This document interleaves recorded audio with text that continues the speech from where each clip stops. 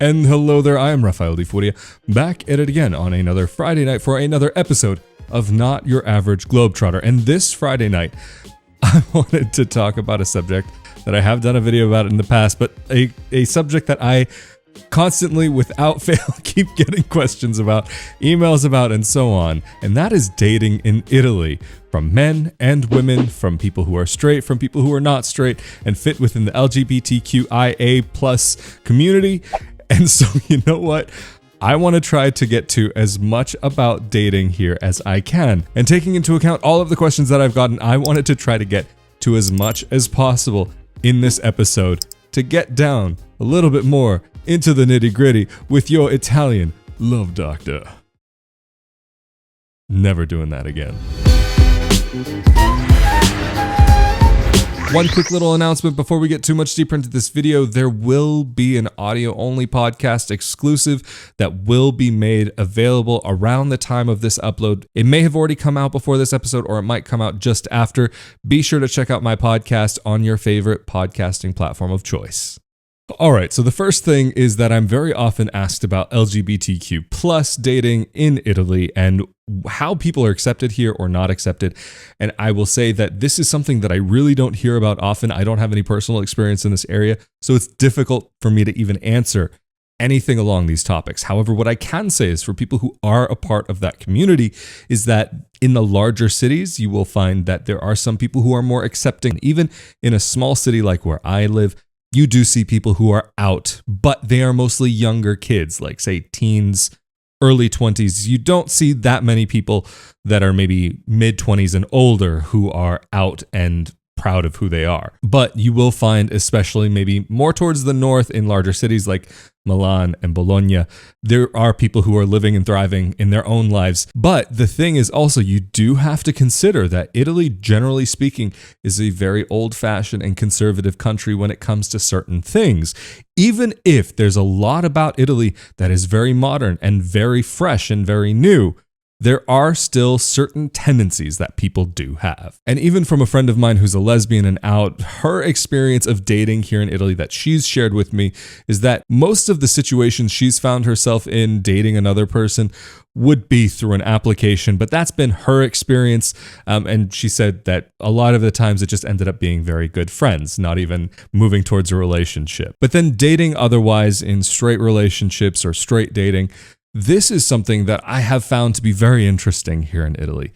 I know there are a lot of men who think of the idea that they'll come to Italy, meet a beautiful Italian woman, and live happily ever after, or at least have a happy evening.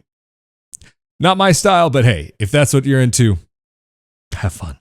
But anyway, it's something that I have found to be very interesting. And this is not unique to Italy, but something that I've personally seen in a number of places that Italy doesn't seem to even shy away from, is that it seems as though for foreign women, it's a little bit easier to find somebody local than foreign men. I can say even among the Americans, just only considering one nationality here, I know far more women in Italy who are from the US that have found an Italian husband, partner, boyfriend, whatever, for long term than I can say for men. It's not impossible. It's not that it doesn't happen, but it seems that the numbers are maybe a little bit skewed. And I think there are some very definite reasons for this. And I think one of the reasons for this is that if we're at least just considering things from a very shallow level, there are a lot of great looking guys in this country who are already living here and already established here.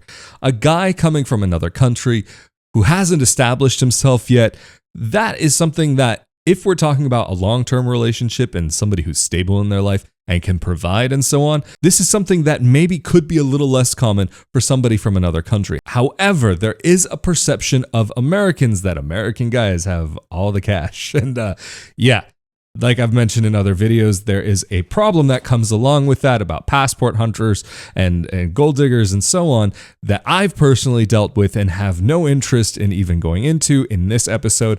Can definitely talk about it again at another point. And there are certain nationalities in my experience that seem to be a little bit more likely to lean in that direction. As a straight man who's been living abroad, I can say between myself, my personal experiences, and the experiences of a lot of American guys that I know, that more often than not, there's the interest in what the perception is of a guy, an American guy, rather than what that guy is, who he is, and what he actually has to offer. But then even another thing to consider here in Italy is the way that things work socially and the way that social groups are formed at a very young age, and they are very strong. And to break into a social group isn't so common, it isn't so normal. But it's definitely not impossible, and there are many other ways of meeting women through social interactions. But the social interactions that generally might involve a group event, like where you go with your friends or something, like for an evening out, that's something that is a very different situation than what I've seen in other parts of the world. But then kind of going into things from the other perspective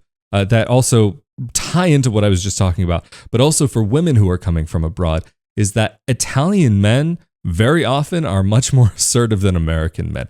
They are there, they are proud, they are macho, they do their Italian stallion thing. And there's this level of machismo that doesn't exist, normally speaking, among American guys. And it's just a very different approach to life and way of being. Not saying it's good or bad, it's just simply different. But something that I have heard many women in Italy complain about is, and not just Italian women, but American women especially, like foreign women in Italy complain about this a lot more, that there is an expectation from Italian men to have a traditional woman. And of course, this is not all guys, but I've seen this even with guys who claim not to be interested in a traditional woman, that they still are looking for some traditionalness.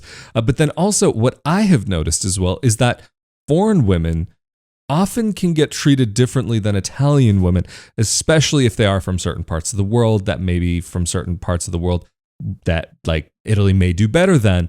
Maybe women will be taken less seriously and looked more as objects or playthings, unfortunately, rather than humans who should be taken seriously. I've overheard a number of conversations when I've been with Brazilian friends from Italian guys making comments about the Brazilian women. Oh, they're fun, they play and this and that, and you can get around and you don't have to be serious. And while that may be true for any group of people that may have a certain subsect of them that do fit into that, they are kind of looking at the whole group in that way rather than taking people on an individual basis. But because of the way that sometimes Italian men can look at foreign women, I would be careful personally. If I had my sister or a daughter, I'm not a father, so I don't have a daughter, but if one of my sisters came here and were like starting to get into dating an Italian guy, I would say, look, like, take things easy. I would say this regardless of the nationality, but really be sure. Like, if you are a foreign woman in a country that is not your own, to make sure what the intentions of the guy are and to see, is he serious or is he just wanting to have fun? If somebody wants to have fun, then hey, and that's the thing. If you want to have fun and you are with somebody who wants to have fun, then enjoy those moments. Have great times together. But if you're looking for serious, then make sure you know what's up. But don't just necessarily take their word for it. Take their actions for it as well. And like I was saying before, even there are many guys in Italy who are very traditional and they have a certain way that they would like to be and a way that they would like for their woman to be in their life as well. And that's something that even... There's a lot of guys who want to have their cake and eat it too.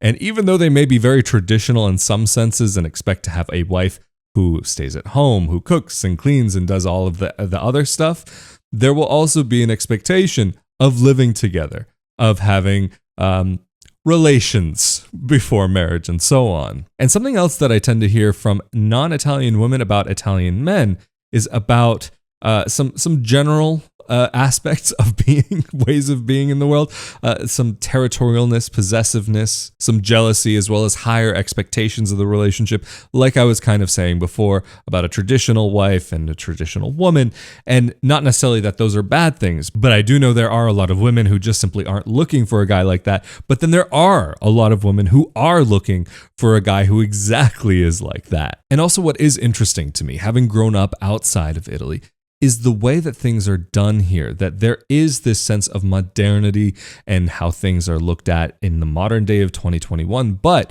with a little bit of a traditional spin on it as well. In Italy, like many other parts of the world, you do find women who are very highly educated here and prioritize their careers. But I do feel as though that I've seen it maybe a little bit more here than in other places, that the women will actually go ahead and have children and prioritize the children over the career, or have their career and have their children, and try to balance it out in a different way than maybe what I've seen done in North America and other parts of the world, where sometimes you see a little bit more of a focus on the career. Whereas in Italy, no matter what part of the country you're in, there is very much this pull towards the traditional family. Something else that I've also found interesting is that even though things are traditional here, the divorce rate back in 2018 was at 46.88%, while in the United States it was at 44.62%.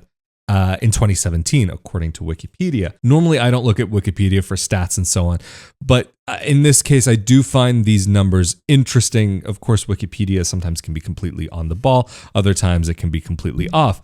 But I did find it fascinating that Italy's divorce rate was actually higher than the US, especially with that family pull, and also how prevalent traditional values are here in Italy in comparison to other parts of the world, where there might be more of a push for modern values, which may clash with some more traditional values. But then also some of the definitions here towards dating and marriage and so on that I would say maybe is slightly different, or use slightly different, and different stages which kind of come up in relationships. Whereas here in Italy, you kind of have that first period where you're talking/dating, and then you go into this more serious phase, like where you're a couple, and they call that fidanzato. But it literally just means that you are engaged, like it's a fiancé, but it's not necessarily that that couple will go all the way till marriage, that they may just remain in this fidanzato status for a long period. I've met couples that have been fidanzato for 40 years. That's probably a lot more uncommon than common, but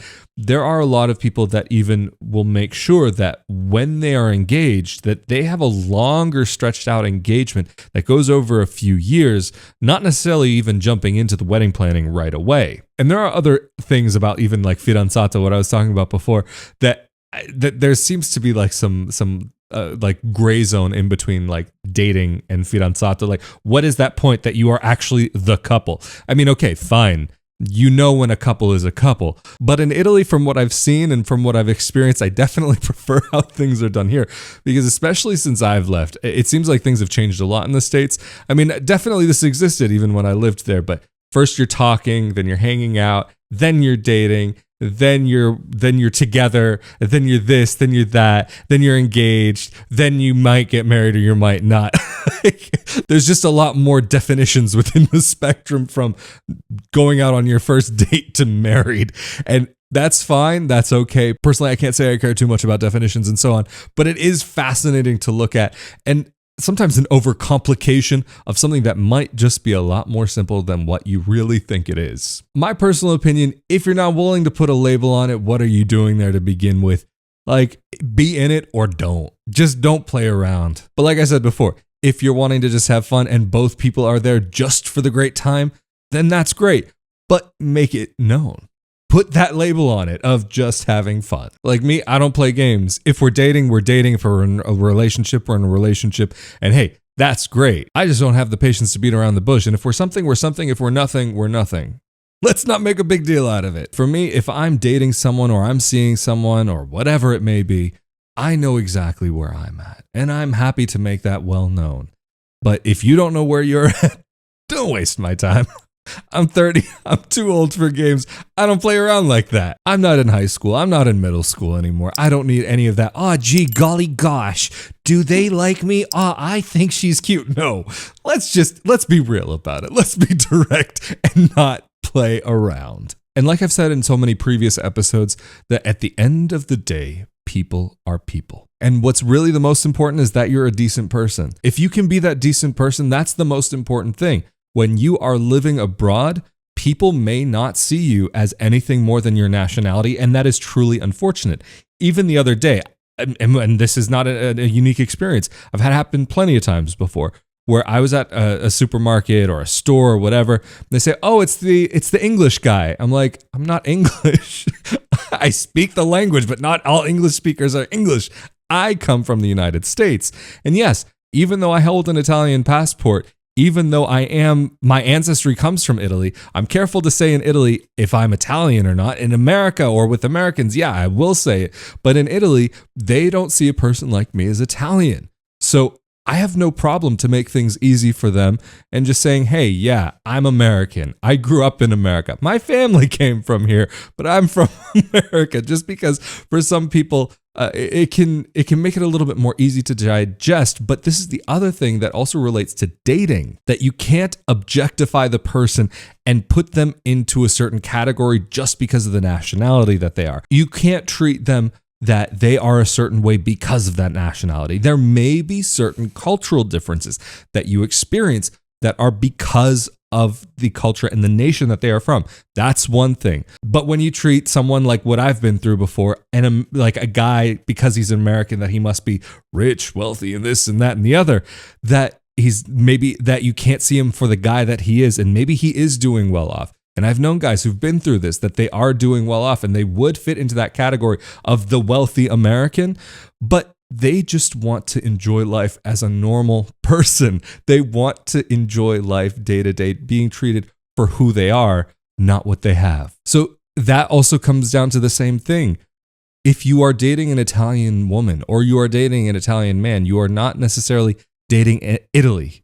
You're not necessarily dating an Italian. You are dating that individual for who they are and what they are as they are. Even again, getting back to my own experiences of dating in Italy, there have been times where I get treated by my nationality and not like who I am. And this is something that has happened to me a number of times in Italy, especially with Italian women, that when you're dating and they know you're American, they make certain assumptions about you, about your intelligence, about what you're like, what you actually like, what you dislike, and who you are.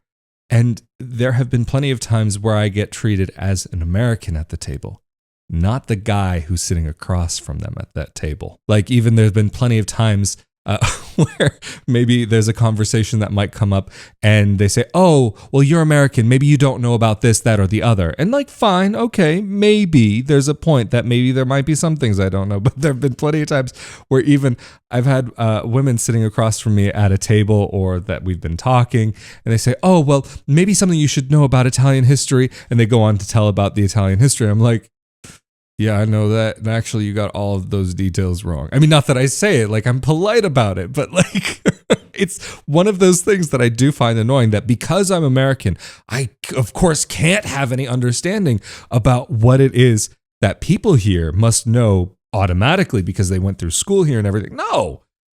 Maybe you will find people who don't understand certain things about a country and certain things and don't know certain things about the history of that country because they are not from there.